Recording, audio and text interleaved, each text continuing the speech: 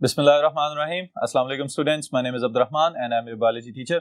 Students, इस session में हम डिस्कस करने जा रहे हैं about the digestive system of planaria, the triploblastic flatworm, और फिर उसके बाद डिस्कस करेंगे digestive system of cockroach, that is a complex tubular digestive system. Alright, तो डिटेल्स बोर्ड पे देखते हैं।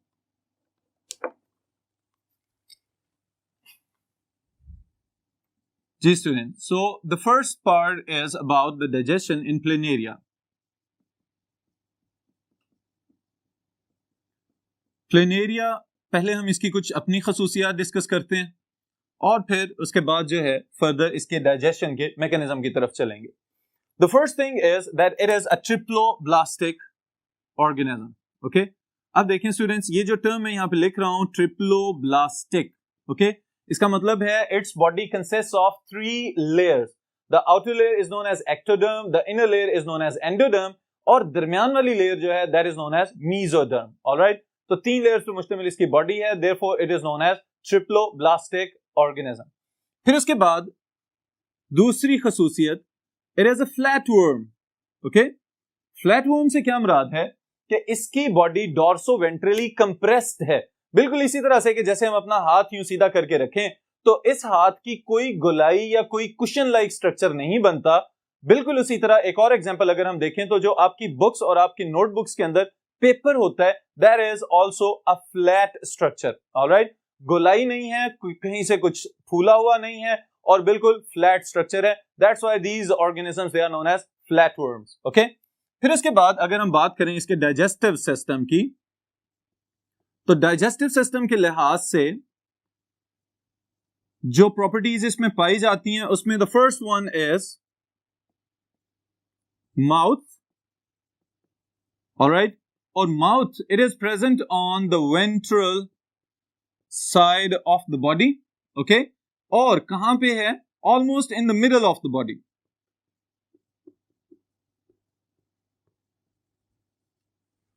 वेंट्रल साइड और डॉर्सल साइड, इसका भी डिफरेंस समझ लीजिए। किसी भी स्ट्रक्चर का, स्पेशली अगर हम एनिमल्स की बात कर रहे हैं, तो आप स्टैंडर्डाइज्ड ऑर्गेनिज्म रखेंगे। कोई भी रेप्टाइल जो जमीन पे रींग के चलते हैं, ओके, किसी भी रींगने वाले जानदार की बॉडी की वो साइड जो जमीन की तरफ है दैट इज वेंट्रल। ओके, नीचे की तरफ वाली साइड जो है that is known as ventral side. और कोई भी वो साइड जो सन की तरफ यानी सूरज की रोशनी की तरफ को एक्सपोज्ड है that is known as the dorsal side. Okay, अगर हम अपनी बॉडी की बात करें तो अपने पोस्चर को पहले सेट करें according to the ground position. Okay, जमीन के ऊपर अगर हम मुंह के बल लेट जाएं तो हमारे पेट वाली साइड हमारी वेंट्रल साइड कहलाएगी और कमर वाली साइड जहां पे रीढ़ की हड्डी मौजूद है वो हमारी डॉर्सल साइड कहलाएगी। ऑलराइट, बिल्कुल इसी तरह से चूंकि ये फ्लैटवर्म्स हैं तो आप याद रखिएगा ऊपर की तरफ को उठती हुई side that is dorsal side और नीचे की जानिब को मुड़ी हुई side that is ventral side. तो मुंह इसका वेंट्रल साइड पे मौजूद है, यानी कि बॉडी के निचले हिस्से की जानिब। Then it's about the intestines. मुंह के बाद फेरिंक्स वाला पार्ट है और फेरिंक्स की एक बड़ी जबरदस्त खसूसियत है जो मैं अभी यहां पे मेंशन करूंगा। इंटेस्टाइन, इसको हम कहते हैं it is trilobed intestine. Alright, simple है, कोई बहुत ज्यादा कंप्लेक्स स्ट्रक्चर नहीं है, लेकिन इसकी जो खसूसियत है ट्राइलोब्ड होना, इससे क्या मुराद है ये भी समझ लें। 1 towards anterior end and 2 lateral extensions। अब इससे क्या मुराद है स्टूडेंट्स, इसको भी जरा गौर से समझ लीजिए। अभी हमने कहा कि इसका मुंह इसकी वेंट्रल साइड पे मौजूद है, उस वेंट्रल साइड से 3 शाखें निकल रही हैं जिसमें से एक ब्रांच सामने की जानिब को मुड़ी हुई है और 2 साइडों की जानिब से होती हुई पिछले एंड की तरफ चली जाती हैं। तो 3 मुख्तलिफ ब्रांचेस हैं, therefore this structure is known as trilobed intestine. और फिर यहीं तक काम खत्म नहीं हुआ, बल्कि फर्दर इसकी और शाखें बनाई जाती हैं और मजीद छोटी छोटी ब्लाइंड एंडिंग्स तक चला जाता है कि जहां पे फिर हम कहते हैं कि वहां पे सीके मौजूद हैं और उससे आगे कोई और ओपनिंग या कोई और ट्यूब मौजूद नहीं है। ऑलराइट स्टूडेंट्स, तो ये चीज भी यहां पे मेंशन कर लेते हैं। Intestines are highly branched structures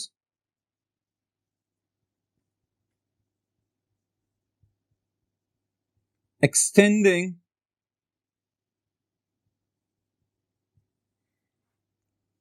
to all cells of body for diffusion, खुराक को डिफ्यूज करने के लिए, and ending at blind ends called CK. All right. अब students, this is the speciality of the intestine of the planarian. इसके पास खास किस्म के सिक्रीटरी सेल्स भी मौजूद हैं जो कि ऐसे एंजाइम्स रिलीज करेंगे कि जो सेल में खुराक के दाखिल होने से पहले ही एंजाइम्स को बाहर रिलीज कर देंगे और खुराक को सेल से बाहर ही डाइजेस्ट कर लिया जाएगा। Such type of digestion is known as extracellular digestion. Alright, अब देखें, ये तो इसका हो गया बेसिक सा स्ट्रक्चर कि इसका डाइजेस्टिव सिस्टम देखने में किस तरह का नजर आता है। फिर उसके बाद अगर हम इसका मैकेनिज्म देखें तो ये भी देखने के काबिल है।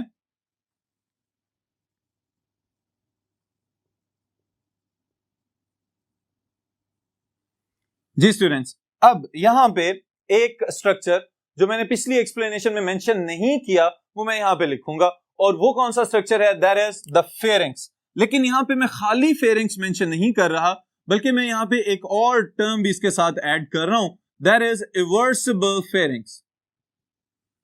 जी स्टूडेंट्स, अब इवर्सिबल फेरिंक्स से क्या मुराद है ये अभी इस एक्सप्लेनेशन में आपको आइडिया हो जाएगा। अब देखें, अगर हम गौर करें इस वीडियो के अंदर, ये प्लेनेरियन घूम फिर रहा है एक्वेटिक एनवायरनमेंट के अंदर, आसपास इसके पानी है। ऑलराइट, फिर उसके बाद देखें, अगर हम और थोड़ा सा जूम करके इसके स्ट्रक्चर को देखें तो हमें ब्रांचेस और उन ब्रांचेस के अंदर खुराक के जरात सस्पेंडेड फॉर्म में हिलते हुए मूव करते हुए नजर आ रहे हैं। ऑलराइट, अब हम चलते हैं बिगिनिंग की तरफ कि ये काम शुरू कहां से हुआ था। ऑलराइट स्टूडेंट्स, अब जैसे इस प्लेनेरियन को पता चलता है कि इर्द गिर्द खुराक मौजूद है तो ये क्या करता है, मुंह से डायरेक्टली मूवमेंट शो नहीं करेगा, बल्कि क्या होगा, जो फेरिंक्स है that is a tubular structure. Okay, नाली नुमा साख्त है इसकी, और ये नाली नुमा साख्त मुंह से होती हुई बाहर की जानिब को मूव करके आ जाती है, और फिर क्या होता है, ये फेरिंक्स यहां से खुराक को निगलना शुरू कर देता है और निगल निगल के इंटेस्टाइन के हवाले कर देता है। अब इंटेस्टाइन के अंदर जाएगी खुराक तो वहां पे क्या किया जाएगा? The first step it will be extracellular digestion.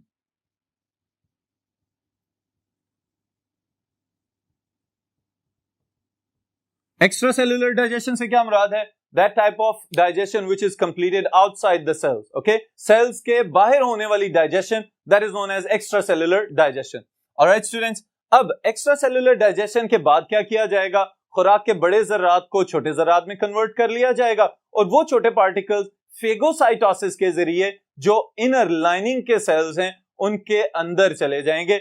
अब फेगोसिटिक एक्टिविटी हो गई है, खुराक सेल्स के अंदर चली गई है, तो सेल्स के अंदर जाके जो डाइजेशन का अमल मुकम्मल किया जाए that is known as intracellular digestion.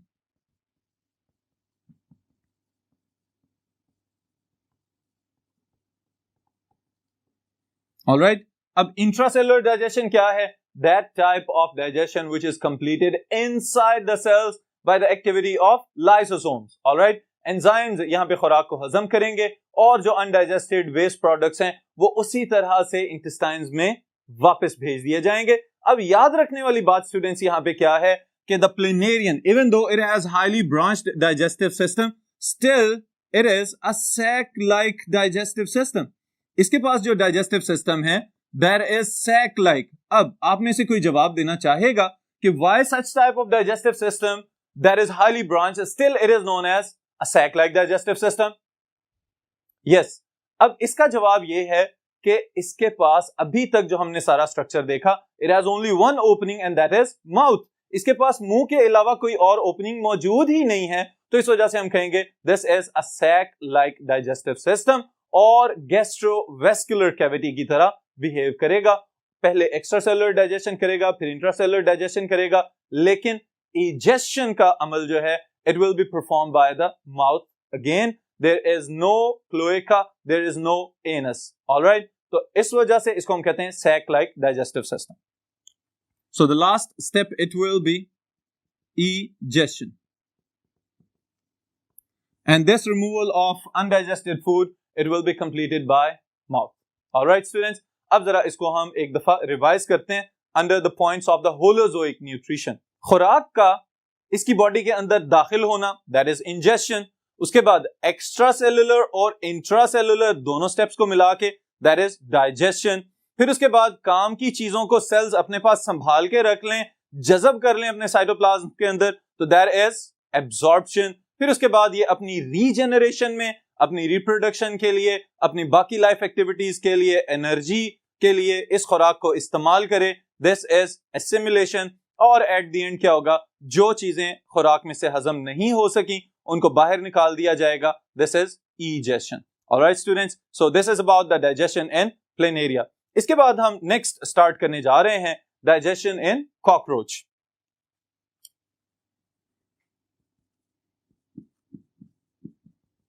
Digestion and cockroach.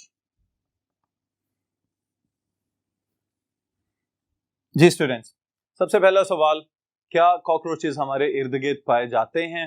Yes, कोई एक दो की तादाद में नहीं बल्कि सैकड़ों और लाखों की तादाद में हमारे इर्द गिर्द मौजूद हैं. जमीन के नीचे, हमारे सीवरेज पाइप्स के अंदर, किचन कैबिनेट्स के अंदर, और कोई ऐसी जगह अगर बेडरूम्स में या ड्राइंग रूम्स में भी मौजूद है जहां पे सफाई नहीं की जाती रेगुलरली, वहां पे भी ये अपनी पैदावार शो कर सकते हैं. Alright students, so the cockroach यहां पे हमारे लिए ये इंपॉर्टेंट है for the long question. Alright, 4 number का लॉन्ग क्वेश्चन है और इंपॉर्टेंट लॉन्ग क्वेश्चन है. इसका डाइजेस्टिव सिस्टम जब आप इसकी डाइसेक्शन करेंगे प्रैक्टिकल्स में तो वहां पे भी आप देख लीजिएगा. यहां पे मैं इसको एक्सप्लेन कर रहा हूं इन अ डिफरेंट वे ताकि आपको इनके स्ट्रक्चर्स भी याद हो जाएं और साथ ही साथ आपको इनके फंक्शंस वगैरह याद रखने में भी आसानी हो जाए. तो इनको स्टार्ट करते हैं. Now the whole digestive system in cockroach, it is tube like digestive system.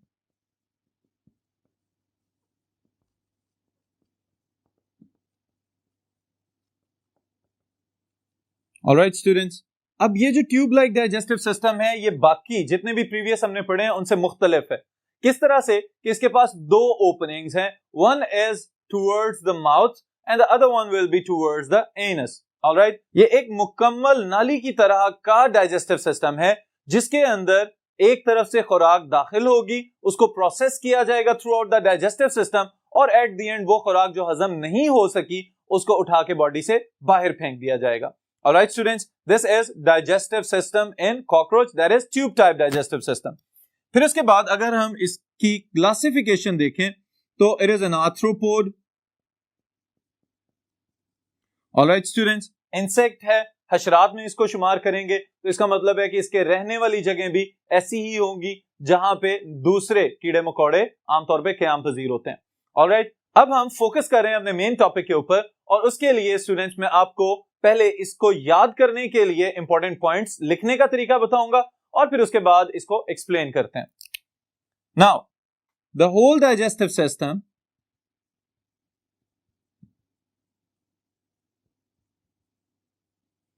It is also known as gut, okay, of cockroach is divided into 3 main parts. All right, the first one is known as foregut. इसके digestive system का अगला हिस्सा या पहले वाला हिस्सा जो कि एंटीरियर एंड है यानी कि मुंह की जानिब मौजूद है. फिर उसके बाद मिडगट और फिर उसके बाद students the third one is hindgut. सबसे पहली चीज ये फोरगट अगला हिस्सा, मिडगट दरमियान वाला हिस्सा और फिर हाइंडगट पीछे वाला हिस्सा. अब स्टूडेंट्स इसको हमने तकसीम किस वजह से किया है, अगर आपको याद हो तो ज्यादातर इंसेक्ट्स जो हैं they can be classified on the basis of the segments of their bodies. Okay, 3 बड़े सेगमेंट्स होते हैं ज्यादातर हशरात के अंदर, हेड, थॉरैक्स और एब्डोमेन. इसी बुनियाद पे हमने डाइजेस्टिव सिस्टम के भी 3 अलग-अलग से हिस्से बना लिए हैं. Foregut, midgut and hindgut. इनके अंदर कौन कौन से स्ट्रक्चर्स हम शामिल कर सकते हैं, इनको हम अभी देखते हैं। Now the first part is foregut. जी स्टूडेंट्स, डाइजेस्टिव सिस्टम का फर्स्ट पार्ट। अब अगर फर्स्ट पार्ट है तो इसका मतलब है हमें पता होना चाहिए कि इसका आगाज कहां से हो रहा है। उसके लिए मैं एक टर्म यहां पे लिख रहा हूं, देयर इज मैंडिबल्स। जी स्टूडेंट्स, मैंडिबल्स जो हैं ये दांतनुमा साख्तें हैं जो खुराक के जरात को स्क्रैप करने में और कुरेद के या खुरच के खाने में मदद करते हैं for the cockroaches and other insects. फिर उसके बाद आप याद रखिएगा माउथ कैविटी, वो ओपन स्पेस जहां पे फर्स्ट स्टेप ऑफ डाइजेशन मुकम्मल किया जाता है, और उसके लिए हेल्पफुल कौन है, सलाइवरी ग्लैंड्स।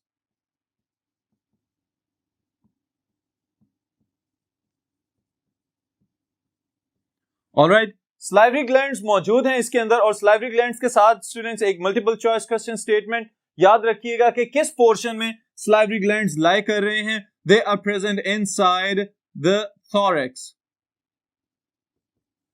ऑलराइट, फिर सलाइवरी ग्लैंड्स के बाद अगर अगला हिस्सा हम देखें तो ये याद रखिएगा, ये नई टर्म्स हैं आपके लिए। There is crop and gizzard. Alright, अब this is the first part of the digestive system of the cockroach, that is the foregut. अब देखें, सबसे पहली चीज है मैंडिबल्स। मैंडिबल्स दांतों की तरह काम करते हैं, खुराक को कैप्चर करने में, उनको तोड़ने में और उसके बाद उसको खुरच के खाने में हेल्पफुल हैं for the cockroaches. Second thing is mouth cavity. Mouth cavity वो वाला एरिया जहां पे खुराक को इनिशियली डाइजेस्ट करना शुरू किया जाएगा और उसके अंदर सलाइवरी ग्लैंड्स की सिक्रीशंस ऐड की जाएंगी ताकि जो स्टार्ची नेचर का फूड है उसको फौरी तौर पे छोटे छोटे टुकड़ों में कन्वर्ट कर दिया जाए। ऑलराइट स्टूडेंट्स, फिर उसके बाद माउथ कैविटी के बिल्कुल बाद जो पोर्शन है छोटा सा, that is known as pharynx. Okay, और फेरिंग्स आपको याद होना चाहिए, it is generally a connection between the anterior part of the body and the middle part of the body. Pharynx एक छोटा सा कनेक्शन बीच में जरूर मौजूद होगा। फिर इसके बाद अगला स्ट्रक्चर जो है दैट इज क्रॉप। ओके, अब क्रॉप ये देखने में भी आपको एक बड़ा सैक लाइक स्ट्रक्चर नजर आ रहा है, और इसमें क्या किया जाता है, वो खुराक जो मुंह में से पार्शियली डाइजेस्ट होके आ रही है उसको थोड़ी देर के लिए क्रॉप के अंदर स्टोर कर दिया जाएगा। Alright, so it is a temporary storage structure. फिर इसके बाद students next part is gizzard. अब गिजर्ड, इसके नाम से ही आइडिया हो जाना चाहिए, this is the place where the food will be crushed. Okay, यहां पे खुराक के बड़े बड़े जर्रात को मिक्स अप कर दिया जाता है और इनको मैकेनिकली भी तोड़ दिया जाता है। Alright students, then is the next part of the digestive system and it is midgut, दरमियान वाला हिस्सा। और इस दरमियान वाले हिस्से में किन किन चीजों को हम शामिल कर सकते हैं, तो इसके लिए याद रखिएगा बजाते खुद ये क्या है, it is a narrow short tube. Okay, एक छोटा सा हिस्सा है जो नाली नुमा है और ये नाली बिल्कुल बारीक सी और तंग है। फिर इसके बाद स्टूडेंट्स जो अगली चीज हम याद रखेंगे that is hepatic caeca. Okay, और फिर मेसेंटेरोन स्टमक। अब सबसे पहले नंबर पे तो ये याद रखिए कि midgut is that part of the digestive system of cockroach where the digestion is completed. Okay, यहां से अगर हम गौर करें तो स्टार्ट कहां से हुई, माउथ से, फिर उसके बाद खुराक को आहिस्ता आहिस्ता आहिस्ता आगे ट्रांसफर कर दिया गया और आखिरकार वो कहां तक पहुंची, इसके मिड गट वाले रीजन में। मिड गट से गुजरते हुए उसमें से सिक्रीशंस रिलीज की गई एंजाइमेटिक, और उन एंजाइम्स की मदद से खुराक को मजीद छोटे छोटे हिस्सों में तकसीम कर दिया गया। फिर उसके बाद जो हेपेटिक सीके हैं ये भी एंजाइम्स रिलीज करते हैं और उस खुराक को मजीद ज्यादा छोटे जरात में, या यूं कह लें कि उन पॉलीमर्स को उनके मोनोमर्स में कन्वर्ट कर देते हैं। फिर उसके बाद स्टूडेंट्स इसको खुराक को आगे पास कर दिया जाता है towards the last part of the digestive system and this is known as hindgut. Alright, digestive system का पिछला हिस्सा that is known as hindgut, okay. और इसके अंदर क्या क्या चीजें मौजूद होंगी? इसमें मौजूद है ileum, colon and rectum. Alright, ये तीन हिस्से किसके हैं? हाइंड गट के, यानी कि डाइजेस्टिव सिस्टम के आखिरी पोर्शन में क्या हो रहा है। ये एक बड़ी लंबी सी और निस्बतन थोड़ी फूली हुई सी ट्यूब की तरह का स्ट्रक्चर है, और इसके अंदर स्टूडेंट्स इन तीनों हिस्सों में अलहदा अलहदा पोर्शंस में कुछ और माइक्रो ऑर्गेनिजम्स भी मौजूद हो सकते हैं, जो कि यहाँ पे इस खुराक को एब्जॉर्ब करने में और फर्दर प्रोसेसिंग में कॉकरोच के लिए हेल्पफुल साबित हो सकते हैं। फिर क्या किया जाएगा? इनसाइड द रेक्टम थोड़ी देर के लिए उस अनडाइजेस्टेड वेस्ट को रोका जाएगा, क्योंकि नॉर्मली एक और बड़ी इंपॉर्टेंट बात मैं यहाँ पे आपको बता दूं कि जो वेस्ट प्रोडक्ट्स रिलीज होते हैं from the bodies of the cockroaches, they are in the form of uric acid crystals, okay. तो इसका मतलब है कि वाटर की एब्जॉर्प्शन बहुत ज्यादा कर ली जाती है यहाँ पे, और इसके लिए एक नई चीज मैं यहाँ पे ऐड कर रहा हूं स्टूडेंट्स, जो याद रखिएगा आप, दैट इज माल्पीजियन ट्यूब्यूल्स।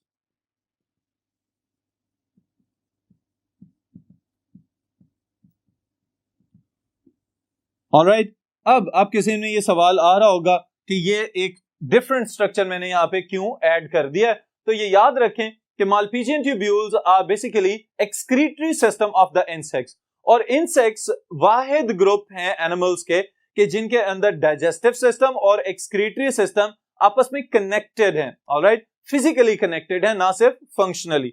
तो इस लिहाज से वाटर की रीएब्जॉर्प्शन और काम के जितने भी मिनरल्स और एलिमेंट्स मौजूद हैं उनको जज़ब कर लिया जाएगा, और फिर उसके बाद जो वेस्ट प्रोडक्ट्स हैं उनको क्रिस्टलाइन फॉर्म में बॉडी से खारिज कर दिया जाएगा, और खारिज कर दिए जाना that is ejection. Alright students, so this is about the digestive system of cockroach. अब इस स्ट्रक्चर में, इस फिगर में अगर आप गौर कर लें तो ये सब के सब स्ट्रक्चर्स डिफरेंट रीजन्स में आपको नजर आते हैं। चूंकि इंसेक्ट्स हैं तो इनको हम फर्दर अगर अच्छे तरीके से याद रखना चाहें तो सेगमेंट्स के लिहाज से भी आप इसको याद रख सकते हैं कि किस सेगमेंट में कौन सा स्ट्रक्चर मौजूद है। This is your digestive system of cockroach, और students it is an important long question, इसके लिए इसकी एक्सप्लेनेशन और साथ ही साथ इसकी डायग्राम की प्रैक्टिस जरूर कीजिएगा। फिर इंशाल्लाह ताला नेक्स्ट सेशन में नेक्स्ट टॉपिक के साथ मुलाकात होगी।